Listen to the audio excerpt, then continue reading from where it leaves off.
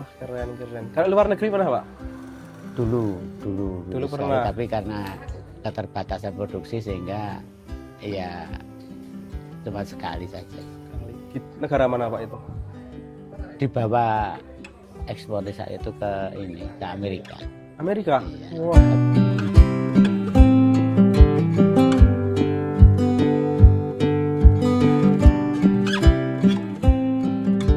Halo, selamat pagi teman-teman. Jumpa lagi dengan saya Mas Maulana. Jadi pada hari ini saya sedang berada di Desa Tanjung, Kecamatan Juwiring, Kabupaten Klaten, Jawa Tengah.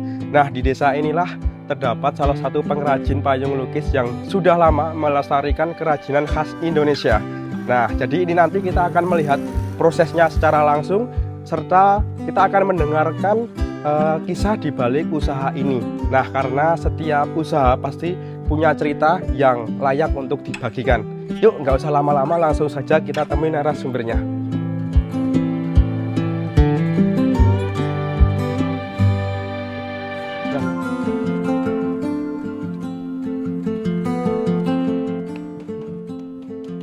Mas, Pak Ngadinya di mana gitu?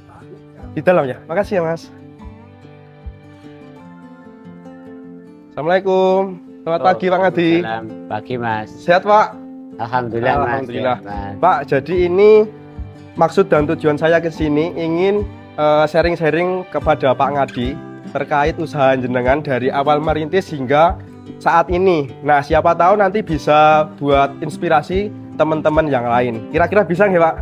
Bisa, Mas. Oh, oke. Terima kasih, Pak. Minta waktunya sebentar, nanti di gazebo mungkin ya, Pak, yang lebih enak, biar bisa, santai Mas. gitu, nggih. Bisa, Mas. Nah, terus Pak. Mas. Sebelum masuk ke inti videonya, dukung terus channel ini dengan cara subscribe dan nyalakan lonceng notifikasinya agar tidak ketinggalan kisah inspiratif berikutnya.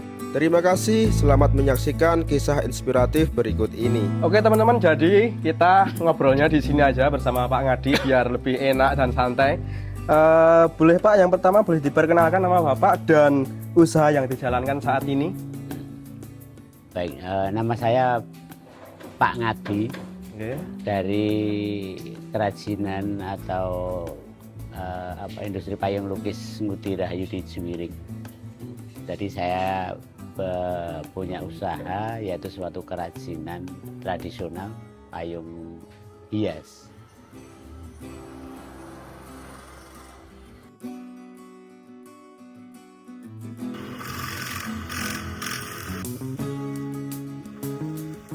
Untuk awal mula usaha ini berawal dari apa, Pak? Kok bisa ada ide mendirikan payung lukis ini? Payung Juwiring itu sudah ada sejak kolonial Belanda, zaman kerajaan itu sudah ada payung, Mas. Jadi saat itu untuk keperluan panas hujan, terus kemudian untuk keperluan di keraton, untuk acara pemakaman, itu yang melatar belakang. Jadi saya itu istilahnya bukan perintis, tapi tinggal meneruskan usaha-usaha yang dulu pernah dirintis oleh nenek moyang. Saya sendiri mulai usaha tahun 99. Saat itu saya sama istri dibantu 1-2 orang. Kemudian di tahun 2013 saya membentuk payung lukis Ngudi Rahayu ini, dan sampai sekarang. Untuk harga payung lukis ini dijual dengan harga 30.000 hingga 1 jutaan. Jadi tergantung ukuran dan kerumitan lukisannya. Kalau untuk pengrajinnya, Pak, pengrajin payung lukis ini cuma ada di Desa Tanjung atau ada desa lain di Juwiring ini? Awal mulanya itu di tiga dukuh di 3 desa. Oh. Jadi Dukuh Gumantar Desa Tanjung, kemudian Dukuh Gumantar Desa Kuarasan, terus kemudian Dukuh Tanon Desa Kenaiban. Dan ada beberapa dukuh di sekitarnya yang jumlah pengrajin nggak seberapa itu di saat itu. Jadi saya waktu kecil itu pernah diajak orang tua saya itu menjual hasil kerajinan berupa kerangka payung, itu dijual di sebelah jembatan yang sekarang ada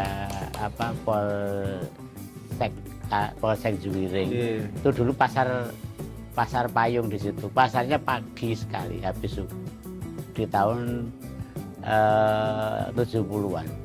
Tahun 70-an. Dan saat itu pengrajin masih banyak, Mas. Jadi di 3 dukuh itu hampir 90% itu mereka menekuni usaha payung. Berarti udah lama banget ya Pak? Sudah, Mas. Berapa tahun nih dari tahun 70-an sampai sekarang? Itu yang saya tahu.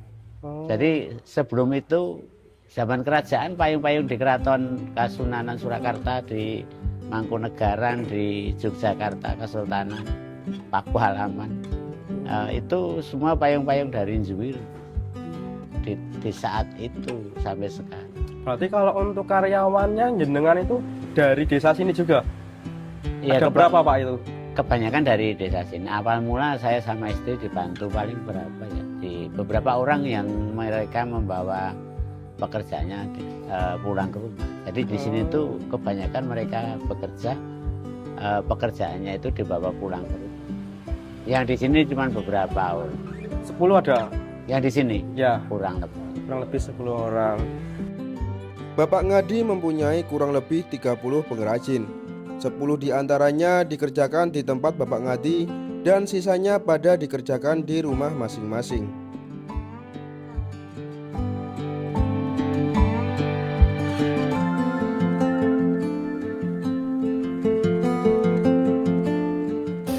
Untuk tantangan terbesar yang pernah Bapak alami saat merintis usaha ini apa aja kira-kira? Perjuangannya selama ini? Ya, kalau awal-awal ya karena kami sudah ada dasar untuk pembuatan payung ini ya seperti nggak ada kendala, cuman kendala utama itu SDM-nya yang semakin berkurang. Kalau untuk keunikan produknya dibanding payung lukis yang lain? Payung Juwiring itu lebih beragam, banyak ragamnya dibanding dengan daerah yang lain. Jadi di Juwiring itu mulai dari payung untuk panas hujan, payung untuk ritual kematian, apa itu ngiring layon ke makam untuk keperluan di kerajaan. Terus kemudian untuk tari juga, terus kemudian yang sekarang lagi lumayan ramai itu untuk di tempat wisata, untuk media lukis, kemudian untuk dekorasi. Oh berarti banyak yang memakai payung ini untuk hiasan-hiasan kayak gitu ya Pak? Di wisata-wisata kayak gitu. Ini udah kirim sampai mana aja Pak jenengan? Kalau ya se-Indonesia ya hampir semua sudah. Wah keren. Kalau luar negeri pernah Pak? Dulu pernah. Tapi karena keterbatasan produksi sehingga ya cuma sekali saja. Di negara mana Pak itu? Dibawa ekspor saat itu ke Amerika. Amerika? Iya. Wah. Tapi udah lama. Keren. Terus kalau untuk pembuatan payung lukis itu mungkin bisa diceritakan Pak cara urut-urutannya itu gimana aja dalam pembuatan satu payung itu? Ya yang jelas pemilihan bahan bambunya, kemudian dipotong sesuai ukuran, dibelah sesuai jenis payung atau kebutuhan payung, kemudian disiapkan kayunya sebagai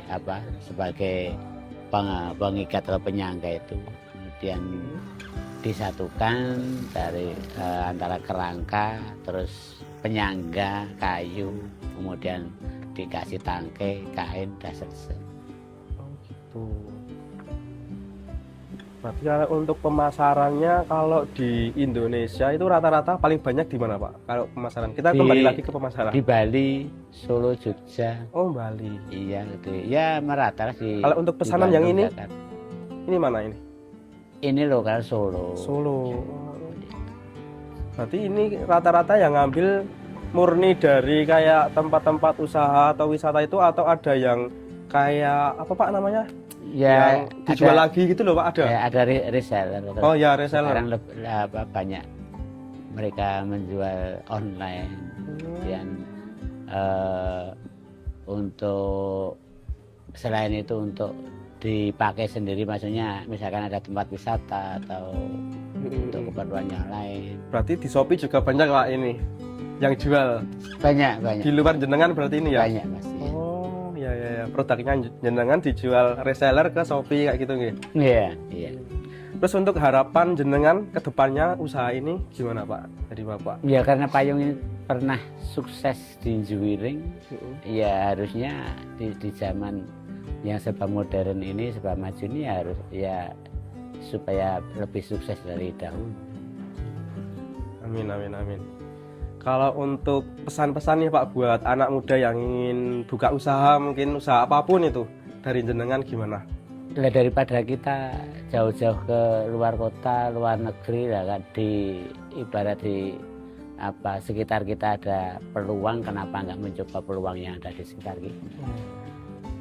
Itu pesan dari Pak Ngadi, teman-teman anak muda semangat yang pengen buka usaha apapun itu, jadi kita coba latihan otodidak di YouTube banyak ya Pak ya. Semuanya tutorial sekarang itu udah banyak, yang ingin buka usaha bisa latihan sendiri. Nah mungkin kalau misalkan ada ini Pak anak muda yang misal ingin cari pengalaman pekerjaan, kira-kira bisa nggak misalkan datang ke sini? Ya kalau melihat-lihat enggak apa-apa, di sini bebas. Oh boleh ya Pak. Kalau misalkan nih latihan di sini terus daftar gitu bisa? Nah itu perlu ini Mas, kita rembuk dulu. Oh ya. Ada beberapa banyak pertimbangan. Nggih. Oke, mungkin cukup gitu aja ya Pak. Terima kasih banyak Pak sharing-sharingnya. Semoga makin sukses. Amin, makin sama-sama jaya, Mas. nggih. Sama-sama. Gitu teman-teman, sekian untuk video kali ini. Semoga videonya dapat menginspirasi teman-teman semua. Wassalamualaikum warahmatullahi wabarakatuh. Setiap usaha punya cerita, setiap karya layak diapresiasi.